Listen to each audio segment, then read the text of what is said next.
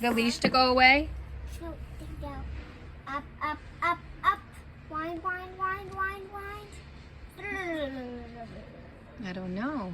Are you planning to do your job? You only have about 15 minutes. I am, but I can't. Oh, no.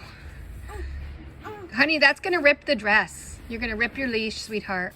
Then how I get things? You wouldn't know that it's June And I might 25th run or away. 4th or And whatever. I thought this would be a good idea. But are you in the, you know what, our backyard has a fence, so the pupper won't run away. But that way. That one's locked, little pupper. What? Yeah. I didn't know. Mama. Yeah. Mama, will you help me get my We got home from the dentist. Her teeth looked great. Mama. And this girl was like, I really want to put a dress on. I'm like, you can't wear a dress for bike camp. But she decided she'd put a dress on for a little bit. Okay, well, I'll sit here if you want while you do your job. Otherwise, you're... You don't want to untie my... Shall I help you with your leash untying, little pupper? I bet you do. Yes, and I'm listening.